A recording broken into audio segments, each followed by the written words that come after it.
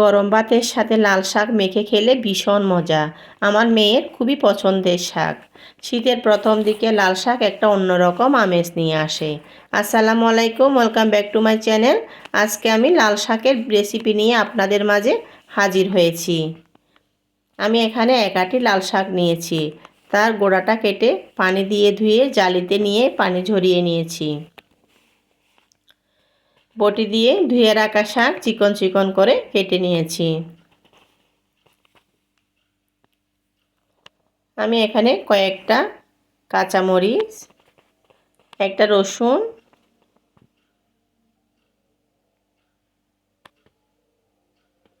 আর একটা পেঁয়াজ নিয়ে লাল শাক রান্নার জন্য একটা একটা বেছে বটি দিয়ে কুচি কুচি করে কুটে নিচ্ছি।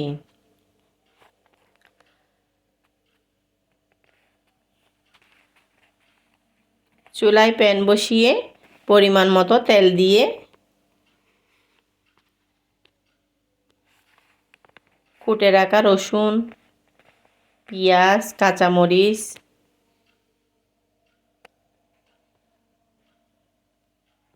ভাজা ভাজা করে নিচ্ছি। তবে যে কোনো শাক রান্নার সময় তেলের পরিমাণ বাড়িয়ে দিলে স্বাদ দ্বিগুণ বাড়ে। এবার কুটে রাখা শাক দিয়ে দিচ্ছি। 1 চামচ চিলি ফ্লেক্স দিয়ে দিচ্ছি স্বাদ মতো লবণ। শাক নেড়ে ভালো করে মিশিয়ে নিতে হবে। চাইলে শাক আগে সিদ্ধ করে পানি ঝরিয়ে তেলে পেঁয়াজ রসুন দিয়েও ভেজে নিতে পারেন। তবে আমার এভাবেই লাল শাক রান্না ভালো লাগে। আমি ভাতের সাথে মেখে দেখাচ্ছি।